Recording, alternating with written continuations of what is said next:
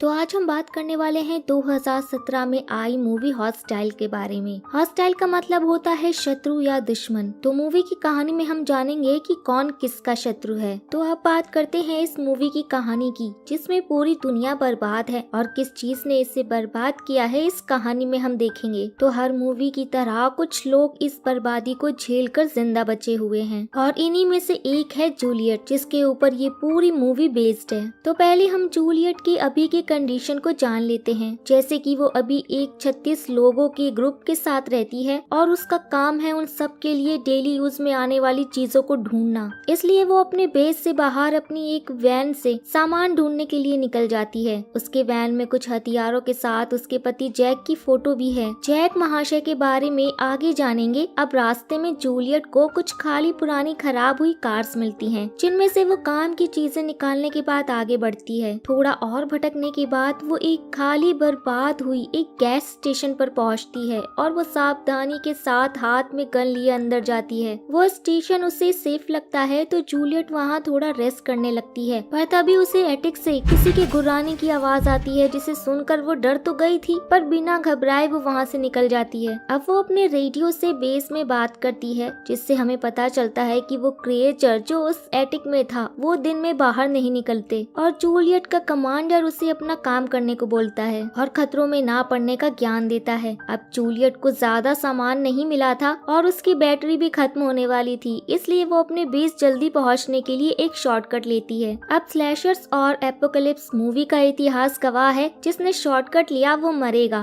तो देखते हैं जूलियट जी के साथ अब आगे क्या होगा। तो थोड़ी दूर ड्राइव करने पर उसे एक वैन दिखाई देती है। सप्लाईज कम होने की वजह से वो उस वैन में काम करने की चीजें ढूंढने जाती है। तो उसे वैन के बाहर एक घायल बूढ़ा आदमी मिलता है। वो जूलियट को उससे मारने के लिए बोलता है और बताता है कि उस पर रात में उन क्रिएचर्स ने हमला किया था, जिसकी वजह से वो इस हालत में है और बूढ़े आदमी ने उस क्रिएचर को उसकी ही वैन में बंद कर रखा है। पर जूलियट उस आदमी को मारकर अपनी गोली बर्बाद नहीं करना चाहती थी, इसलिए वो वैन में जाकर उस क्रिएचर से लड़कर उसे मार देती है। अब वो बाहर आती है तो वो आदमी मर चुका था। तो जूलियट सप्लाईज लेकर अपनी वैन से बेस की ओर निकल जाती है। अभी जो उसने किया उससे उसका काफी टाइम चला गया था और रात होने ही वाली थी। उसे और हमें अब दोनों को पता चलता है कि रात में वो क्रिएचर्स अपनी सप्लाईज के लिए निकलते हैं। तो जूलियट उनका सप्लाई ना बने इसलिए स्पीड थोड़ी तेज करके बेस की ओर जाने लगती है। अब उसका ध्यान उसकी और उसके पति की फोटो पर पड़ता है और अचानक हवा से वो फोटो उड़कर वैन के बाहर चली जाती है, जिससे जूलियट का ध्यान भटकता है और उसकी वैन अनबैलेंस्ड होकर पलट जाती है। हम अभी तक जूलियट के प्रेजेंट लाइफ के बारे में जान रहे थे, पर अब एपोकलिप्स के पहले उसकी लाइफ कैसी थी उसके बारे में जानेंगे, क्योंकि मूवी के बीचों बीच में जूलियट के पास्ट को अचानक दिखाया जाने लगता है, जो कि काफी खराब लगता है। अब हम जूलियट को उसके पास्ट में एक आर्ट गैलरी में देखते हैं, जो कि बस वहाँ पर फ्री का खाना और शराब पीने आई है और उससे पेंटिंग्स के बारे में तो कोई ज्ञान ही नहीं है, ना उसके बारे में उसे कोई दिलचस्पी है। तभी उसके पास उस आर्ट गैलरी का मालिक जैक आकर उससे पूछता है कि क्या उससे बीकैन पसंद है। तो जूलियट उससे बताती है कि वो वेजिटेरियन है। जैक एक पेंटर फ्रांसिस बीकैन की पेंटिंग के बारे में उससे पूछ रहा था, पर जूलियट को उस पेंटर के बारे में नहीं पता होता, इसलिए उसका जैक के सामने मजाक हो जाता है और वो वहाँ से निकलने लगती है। जैक भी समझ गया था कि जूलियट को पेंटिंग्स के बारे में कुछ भी नहीं पता। बाहर बारिश हो रही थी, इसलिए जूलियट इस आर्ट गैलरी में आई थी। तो बारिश रुकने तक जैक उसे वहाँ की पेंटिंग्स दिखाने लगता है, जिससे वो जूलियट को बोलता है कि उसका उससे मिलना उसकी किस्मत में है, जिस पर जूलियट को किस्मत जैसी बातों पर विश्वास नहीं। वो भी समझती है कि जैक उसके साथ फ्लर्ट कर रहा है। अब जैक उसे एक अगली पेंटिंग दिखाता है, जो कि जूलियट को भी अगली ही लग रही थी, पर जैक उसे पेंटिंग को ध्यान से देखने के लिए बोलकर उसे उस अगलीनेस के पीछे की ब्यूटी को देखने को बोलता है। अब सुबह होने पर जैक जूलियट को अपने घर लाता है। उसके घर को देखकर जूलियट शॉक थी,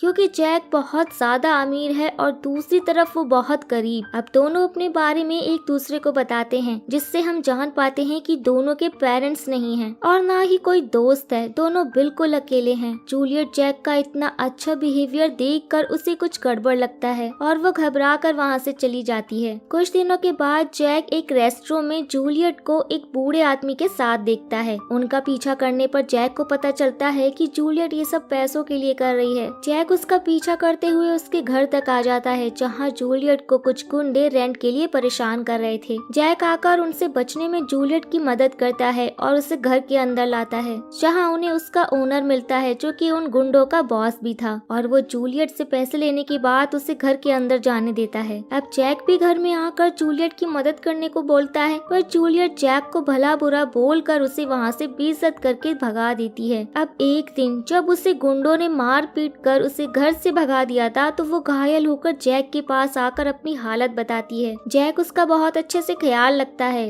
जूलियट को ड्रग्स की आदत थी, पर वो अगले दिन ड्रग्स लेने वापस उस जगह जा रही थी, पर उसे जैक जबरदस्ती रोकता है और जूलियट गुस्से में जैक के घर की चीजें तोड़ने लगी थी। जैक ये सब उसकी ही भलाई के लिए कर रहा था, जिसका एहसास जूलियट को बाद में होता है। जैक शहर के थोड़ा बाहर एक बड़ा सा घर लेता है, जिससे जूलियट ड्रग्स से दूर रह सके, और हम यहाँ समझ पाते हैं कि जैक जूलियट से प्यार करता है और वो उसे लेकर बहुत ही ज्यादा सीरियस है। पर जूलियट की तरफ से तो ऐसा कुछ भी नहीं था, ना ही वो उसे कोई खास रिस्पॉन्स दे रही थी। अब दोनों वहाँ खुशी खुशी रहने लगते हैं और कुछ दिनों बाद जूलियट जैक को अपनी प्रेगनेंसी की न्यूज देती है, जिससे वो दोनों बहुत ही ज्यादा खुश थे। पर डिलीवरी के वक्त उनका बच्चा मरा हुआ पैदा होता है, जो कि जूलियट के ड्रग्स की वजह से हुआ था। दोनों इस बात से दुखी थे। जैक को भी पता था कि ऐसा क्यों हुआ है, पर वो जूलियट को इस बात का एहसास तक नहीं होने देता। अपने बच्चे को खोने के बाद जूलियट बहुत ज्यादा टूट गई थी और वो वापस से उस नशे में डूब गई थी। नशे करके वो रात भर शहर में घूमती थी, जिससे जैक खुद परेशान और दुखी होने के बाद भी जूलियट को ढूंढकर हर रोज घर लाता था। पर एक दिन जूलियट जैक को ही उसके बच्चे की मौत का जिम्मेदार बताने लगी, जिससे जैक गुस्सा होकर कार से निकलकर ट्रेन पकड़ने सबवे की ओर चला गया था। अब जूलियट वापस बार में आकर रिंग कर रही थी। काफी देर से उसे जैक का कॉल आ रहा था, जिसे वो इग्नोर कर रही थी। तभी उसे टीवी पर एक न्यूज दिखती है, जिसमें वो एक ट्रेन स्टेशन पर हुए केमिकल अटैक के बारे में बता रहे थे, जिसमें लगभग 40 लोग मारे जा चुके हैं। वो घबराकर जैक का कॉल उठाती है, जैसे किसी और शख्स ने किया था।